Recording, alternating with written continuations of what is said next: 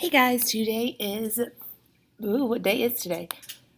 Tuesday, October 27th. I'm going to get this.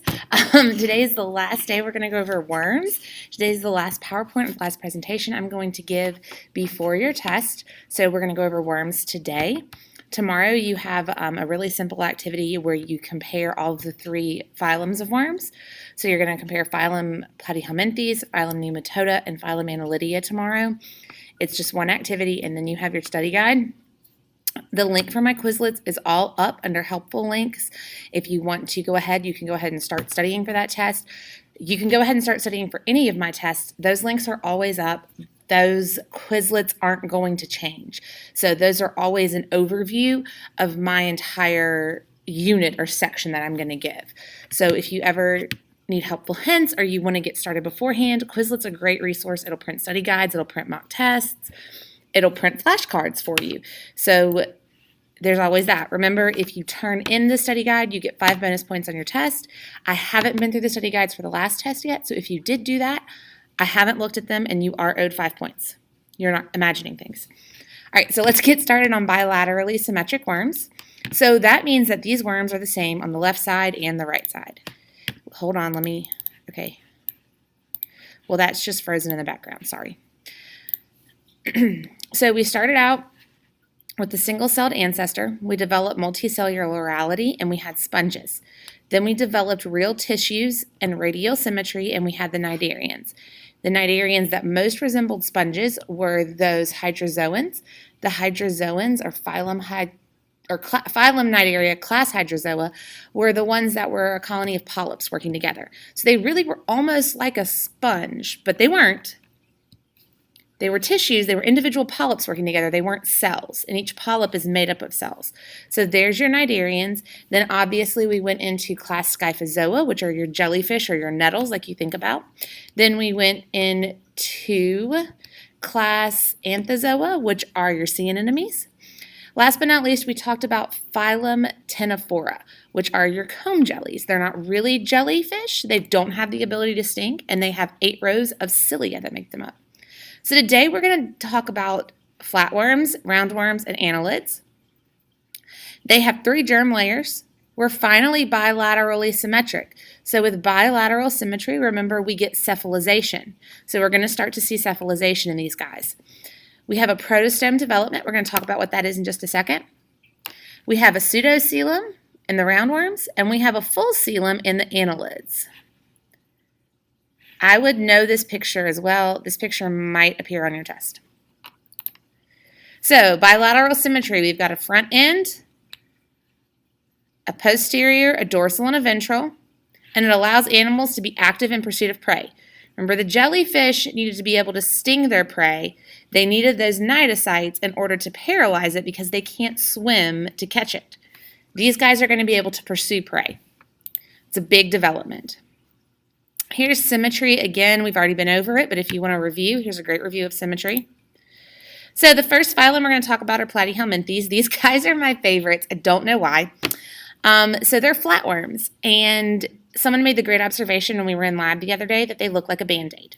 They're 100% flat, just like Band-Aid. So that being said, they're dorsoventrally flattened. So when you look at them, they lay completely flat on a surface like a sheet of paper, or like they said in lab, they literally look like a Band-Aid stuck to the surface of something. They're the simplest animals that have real organs and organ systems. So hopefully you remember from Mr. Payne, cells make tissues, tissues make organs, and organs make organ systems. So we finally have organs and organ systems.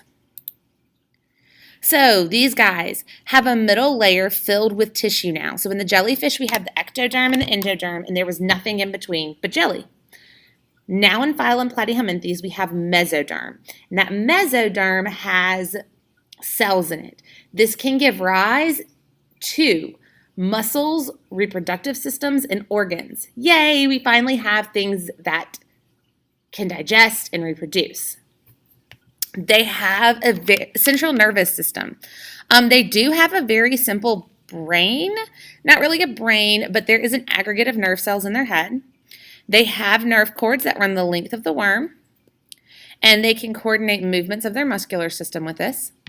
And they have a gut that is really similar to the cnidarians. Their gut isn't very fancy. The food comes in, it's digested, the food goes right back out. So you can see it has a one opening. It's a blind gut, just like those cnidarians had. So here we have our body covering from our ectoderm. We've got our digestive tract in here. This is our endoderm. And finally, we have this red stuff in between that has tissues and cells. It's from the mesoderm area. All right, so this is where we're going to talk about something that might be a little confusing. It's called a coelom. So a coelom is a fluid-filled body cavity that usually contains organs. Flatworms don't have this coelom. So remember the prefix A means without, so flatworms are acoelomates. So they don't have a cavity outside their digestive tract. Their digestive tract touches this mesoderm. Here's a better view of it. So we have our acoelomates right now. This is where we are. Don't worry about, well, I'm covering it with my hand. You can't see that. Don't worry about these guys over here for right now. Just worry about this. So we have our ectoderm. Our mesoderm touches our endoderm or our digestive tract. Class Turbularians. These are the most common marine flatworm. They're free-living and they're carnivores. And the common name for them are planaria or Dugacea. They can be brown, they can be black, they can be clear. They can occur in freshwater and marine.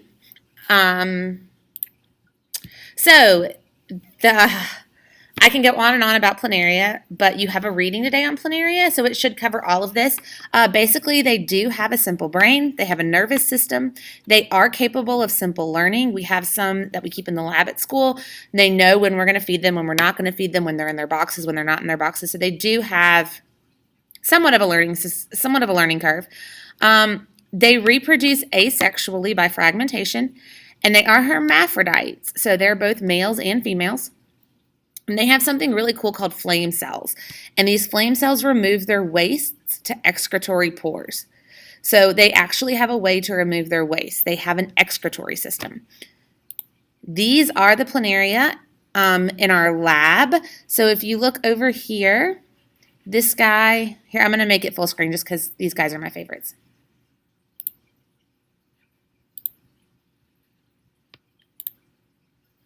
Okay, so this guy over here, you can see his head. He's got 2 eye spots, and this is his dorsoventrally flattened body. This guy over here is kind of curved up a little bit, so you can see just how flat he is. And these are 2 right here in the middle, and they are eating. They're eating.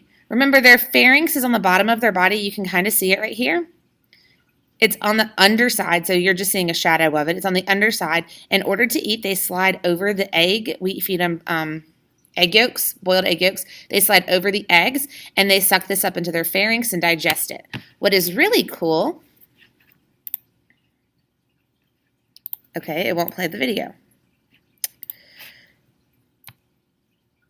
I will get some better video for you. What's really cool is when they eat, you can see their flame cells actually turn that yellow color when they're excreting the material they don't need from the egg. Trematodes. So class Trematodes are fluke worms. They're about 1 centimeter long. They're oval shaped. They look like leaves almost. And they live in the liver. And they require a host to live. So planarians are marine. Planarians are free living. So turbularians, free living. Trematodes have to have a host. They have an oral sucker and a ventral sucker to cling to their host and suck blood cells and body fluids. So they can live in a host or on a host. They're covered in tough unciliated tegument, and they have a nervous system and an excretory system like turbularians. They're hermaphrodites. They have a long coiled uterus that stores and releases 10,000 plus eggs. We're looking at it right here in the middle. There's that uterus, 10,000 eggs. That's amazing. They're released through a genital pore and they develop into larvae. They have a complex life cycle. So let's talk about their life cycle. The adult liver flukes live in a sheep liver and a gallbladder where they mate and they form eggs. The eggs enter the intestine of the sheep and the sheep poops them out. When the sheep's poop comes in contact with water, they hatch. The larvae then enter a snail, and they asexually multiply. So they asexually divide and reproduce. They then leave the snail and form cysts to protect themselves. So the cysts cling to the grass. The sheep eat the cyst when they eat the grass. They don't know it's there. They can't see it. The cysts then hatch in the digestive tract. This is disgusting. They bore through the intestines into the bloodstream. In the bloodstream, they reach the liver. When they're in the liver, they mature, live, and reproduce. And it continues on in that life cycle. So it involves a host. They have to have that host. So adult flukes, I think this is yep. So the flukes live and reach maturity. They sexually mature. They have eggs. These eggs go into the feces and they go onto the ground. The eggs hatch, and the larvae find an intermediate host, the snail. When they get in the snail, they reproduce asexually. The snail makes cysts. Well, the snail doesn't make cysts. The liver fluke makes cysts. The liver fluke makes cysts. They're found on the grass. The sheep eats the grass. When the sheep eats the grass, the cyst bursts, goes through the intestine, and finds its way to the bloodstream, where it will end up in the liver. And the cycle starts all over again. Here's another same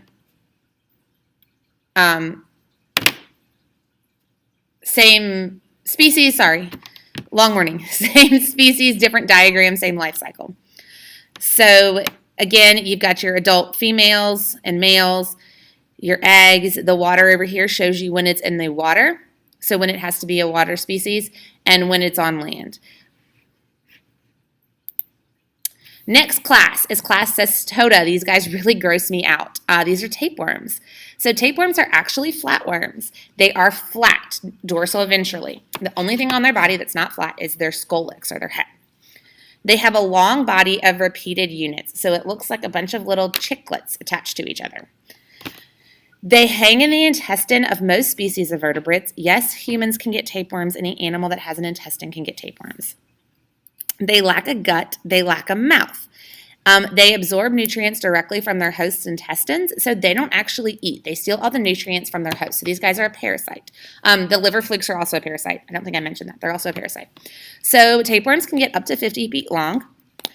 They grow by making proglottids, which are their little segments, and each proglottid at the end has eggs. So it's considered ovid. If you hear that word ovid, it means it has eggs in it. So the oldest mature proglottids contain the eggs at the posterior. They break off. They pass with your feces. This is an adult tapeworm. There's actually two in this picture. Here's the scolex, or the head. And here is all of the individual segments. So these segments near the end down here are the ones that are going to contain the proglottids. These are the ones that will break off and pass with the feces. Yes, this lives in your intestines. You can see it's not considered a segmented worm, even though it is segmented, but it's not considered a segmented worm.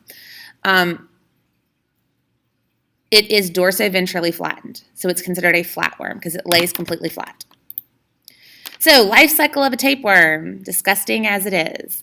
So, the cattle eat the grass with the proglottids. So, the proglottids pass with feces. That feces is on the grass. Obviously, rain is going to wash away the majority of those feces, break it down, and it's going to re-enter the nutrient cycle. The proglottids are going to remain on the grass. Cattle are going to eat the grass. The eggs are going to hatch when they're in the cattle. They're going to bore through the intestines and get into the bloodstream of the cattle. The larvae then burrow into the cow's muscle and form cysts. Then humans or any other animal will eat the beef muscle. And the cysts will travel to the intestines of the human or whatever carnivore ate the beef tapeworm or ate the beef muscle. It'll break open and an adult tapeworm will form in your intestines. So here you go. Proglottids, grass, cattle eats the grass, makes cysts in the muscle. We eat this beef muscle. This egg or this cyst insists in our intestine, and it forms a new tapeworm. The head, did I go into this? No. So the head of the tapeworm is called the scolex. This is where they attach. Their body lays flat in your intestine, and they absorb their nutrients directly through your intestine. So you are digesting the nutrients, you're eating the food, you're digesting the nutrients, and then instead of the nutrients going into your bloodstream, this tapeworm is absorbing all the nutrients. One of the key ways to know you have a tapeworm is weight loss, being sick to your stomach. Also, it's seeing tapeworm proglottids in your feces. So if you see little white things in your feces repeatedly, day after day after day after day, that's not good. You might want to get that checked out. Believe it or not, back in the Civil War era, in early America, they used to actually sell tapeworm eggs. So they used to sell these tapeworms. It was a weight loss method. The women would eat these in order to keep their slim, trim figures. Remember, a lot of the clothing back in those days involved corsets and bustles, even pre-Civil War. We wanted to have those slim, trim waistlines. These tapeworm eggs would be a great solution. Now they still sell tapeworm eggs you can buy in order to lose weight. And then they also sell with it the antihelmintic, which kills the tapeworm and makes you pass it in your feces. Sometimes these guys can get so big, though, you can't pass them in your feces, and they have to go in and get them out. Really gross. Really gross is missing out. Not much does, but this does. So, humans poop out the proglottid. Here's our eggs, our gravid proglottid and feces. They go to the grass. It breaks down in the grass. The eggs, the pigs, whatever, eat this. They have in cysts. So they have these cysts in their muscle. We eat their muscle. Note, if you eat well-done beef, you cannot get a tapeworm. It's going to be in raw and undercooked meat. Humans ingest this. Here's the scolex. This is what their little heads look like with the suckers. Remember, it's not really a head, and it's not absorbing nutrients. It just has hooks and suckers to hang on. And then it's going to develop in your small intestine and absorb all of your nutrients for you. Next phylum. So that phylum we just talked about were flatworms. None of them had an anus. They only had that one gut opening. The tapeworm didn't even have one gut opening. It just absorbed its nutrients from laying on top of them.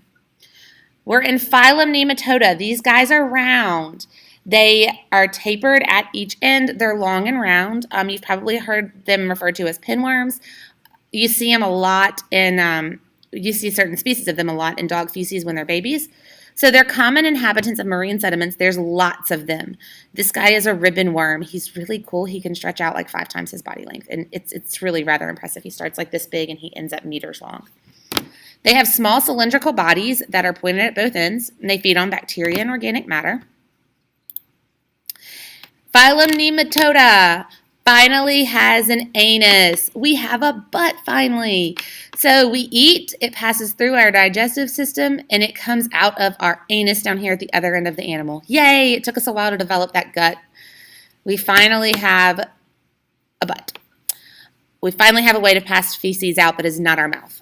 So we have a layer of muscles in the body wall that pushes and squeezes against the fluids. It's called a hydrostatic skeleton. So we don't have muscle, but we do have we don't have a skeleton, We don't have a skeleton, but we've got these muscles that we can push against with water in order to move our bodies. All right, we're back to this coelom thing. So flatworms are acoelomate. They don't have this fluid-filled body cavity. Roundworms, right here, they're considered pseudoselamates. So remember, pseudo means fake. So they have a body cavity that their digestive tract lies in, this empty body cavity their digestive tract lies in. However, it's not a full coelom. It's a fake coelom. And they differ in how they develop embryonically. That is not for this class. It's for another class. I just wanted to throw that out there for you. If you think, kind of to give you a thought about what a coelom is, if you've ever watched like medical shows and stuff, when they cut into the body and they pull it open and you see all the organs like laying there, that is the coelom that they're laying in. So in these acoelomates, it's all attached. There isn't that cavity that you can just like neatly pull the organs out of. The roundworm that is a parasite that infects or can infect humans is the Anesthesis. Please forgive my horrible pronunciation. It is prominent in sea life. It's consumed through undercooked tuna and raw tuna, fish that have it in them. They check for this when they look at sushi and sashimi and all of that. It's very rare for it to get to humans, but it can get into human tissues. Again, super, super rare. You're more likely to get hookworms or pinworms. Hookworms are found in the sand. They get into your foot by walking barefoot on the sand or on the beaches. I don't want to gross you out or scare you, but that's how it happens. And then they burrow into your foot that way. That's going to be a more common infection, but they're considered terrestrial. I have to present this guy. He is considered marine. Last but not least, we're going to talk about phylum Analytica. Phylum Analytica has bilateral symmetry. It has cephalization, meaning it has a brain. It's got segments. It's in all habitats, and it has septa. So they're ring-like structures that go down the body that correspond to their internal segments. And it gives them flexibility in their movement. They have those ring-like segments of muscle that they can move and contract and release. However, back in this phylum nematoda, the lack of the segmentation is what allows this ribbon worm to stretch its body out so much. It doesn't have segments. It doesn't have septa. So it can stretch its body out, and then it can contract its body back because there's no septa. There's nothing holding it together, so it can stretch and contract like that. Phylum Analytica have a tube within a tube body plan. So they have a full coelom. So they have a digestive tract or an endoderm, they have an ectoderm, and they have a full coelom or a full cavity. Some examples of annelids that would live in the water would be leeches. Leeches are segmented. I know that's hard to believe, but if you look at this up-close picture, they do have little segments. They live in the water. They have suckers at both ends of their bodies. Their tail sucker is used to latch on. Their head suckers are used to suck the blood from the host. They actually use an anticoagulant. So in humans, like when you get an IV and stuff, they put a substance called heparin in.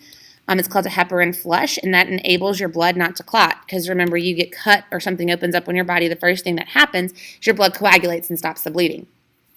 Leeches are going to put an anticoagulant in you so that they can not, the blood can't coagulate, and it will flow freely into the leech. Also, polychaetes. Polychaetes are marine annelids. They are dominant in those hydrothermal vent areas. It's one of the main organisms down there. They are marine annelids. As you can see, their little bodies have all these hundreds of wonderful segments on them.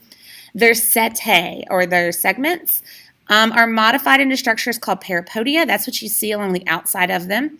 We have separate sexes in polychaetes. There are males and there are females. We're no longer hermaphrodites. And they live in a happy harmony. That's what commensally means, a happy harmony with sponges, mollusks, echinoderms, and crustaceans. So annelids are really, really cool. These polychaetes are really important to the marine environment. We wouldn't have a marine environment without the polychaetes. That is all I've got for you on marine worms. I kept it short, sweet, and to the point. In Schoology today, you have a reading on Phylum Platyhelminthes and some questions to answer on those guys, those flatworms. The reason I want you to know so much about them is y'all are going to be viewing a lab we're doing in class where we're actually using live specimens of Platyhelminthes, and we're discussing their reproductive strategies and watching them reproduce. I'll have live video of that. I'll let y'all zoom in at certain times to view under the microscopes and things like that when we get the worms in class. Other than that, make sure you answer your exit ticket. Make sure you do your VIP attendance slip so I can count you present for the day. And I hope you have a good afternoon.